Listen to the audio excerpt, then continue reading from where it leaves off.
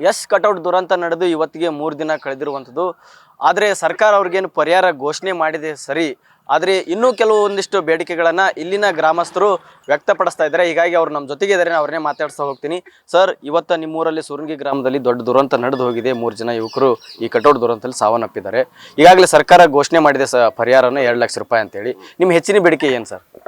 ಬಹುತೇಕ ಸರ್ಕಾರ ಪರಿಹಾರ ಕೊಟ್ಟರೆ ಸಾಲದು.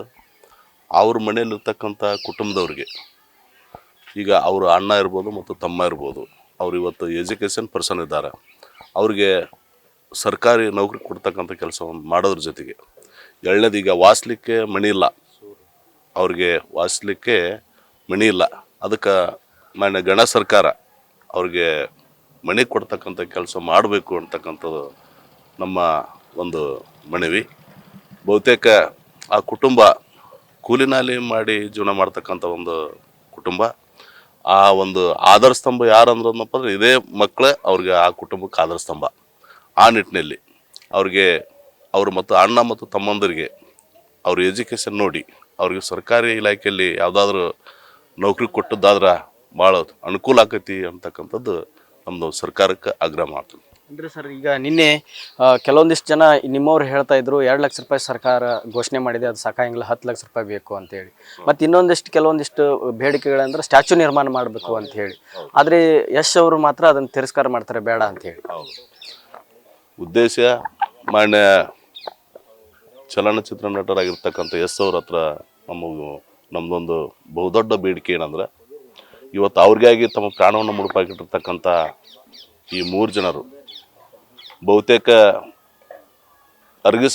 ಅರ್ಗಿಸ್ಕೊಳ್ಳಾರ್ದಷ್ಟು ಒಂದು ನೋವು ಐತಿ. ಅವರು 3 ಮಂದಿದು ಎಲ್ಲಿ ಯಾವ ಸ್ಪಾಟ್ನಲ್ಲಿ ಅವರು ತೀರಿ ಹೋದ್ರು ಅಲ್ಲಿ ಅವರು ಸ್ಟ್ಯಾಚು ಪುತ್ಥಳಿಯನ್ನು ನಿರ್ಮಾಣ ಮಾಡಬೇಕು ಅಂತಕ್ಕಂಥದ್ದು ಒಂದನೇದ್ದು. ಎರಡನೇದ್ದು, ಮಾನ್ಯ ಗಣ ಸರ್ಕಾರ ಸಹಿತ ಆ 3 ಮಂದಿದ ಒಂದು ಸ್ಟ್ಯಾಚುವನ್ನು ಮಾಡ್ಬೇಕಂತಂದೇಳಿ ನಮ್ಮ ಆಗ್ರಹ ಐತಿ. ಸರ್, ಈ 3 ಜನ ಹೆಂಗಿದ್ರು ಸರ್ ಈ ಊರಲ್ಲಿ? ಯುವಕರದ ಹಿನ್ನೆಲೆ ಏನು ಸರ್? ಯುವಕರಲ್ಲಿ ವಿಶೇಷ ಯುವಕರು ಇವರು. ಯಾಕಂದಪ್ಪ ಅಂದ್ರೆ ಯಾವುದೂ ಹೆಬಿಡ್ಸಿದ್ದಿಲ್ಲ. ಅವ್ರು ದುಡಿಯೋದು ತಮ್ಮ ಜೀವನ ನಡೆಸೋದು, ಅವ್ರು ದುಡಿಯೋದು ಅವ್ರು ತಮ್ಮ ಜೀವನ ನಡೆಸೋದು. ಒಟ್ಟಾರೆ ಸಣ್ಣವ್ರು ಕೊಟ್ಟಾಗ ಸಣ್ಣವರಾಗಿರ್ತಿದ್ರು, ದೊಡ್ಡವ್ರು ಕೊಟ್ಟಾಗ ಸಣ್ಣವರಾಗಿರ್ತಿದ್ರು. ಅಷ್ಟೊಂದು ಭಾಳಷ್ಟು ನಮ್ರತೆಯಿಂದ ಇಲ್ಲಿ ಅವರು ತಂದೆ ತಾಯಿಗೆ ಗೌರವ ಕೊಡೋದಾಗಲಿ, ಇಲ್ಲಿರ್ತಕ್ಕಂಥ ಹಿರಿಯರ ಗೌರವ ಕೊಡೋದಾಗಲಿ ಅಷ್ಟೊಂದು ಚೆಂದಾಗಿ ಬಾಳಿ ಬದುಕ್ತಿದ್ರು. ಅಂದ್ರೆ ಎಸ್ ಬರ್ತಡೇ ಸಂಬಂಧ ನಿನ್ನೆ ಅವರು ಹೌದು ಕೆಲಸಕ್ಕೆ ಹೋಗದೆ ರಜೆ ಹಾಕಿದ್ರು ಅಂತ ಹೇಳಿದ್ರು.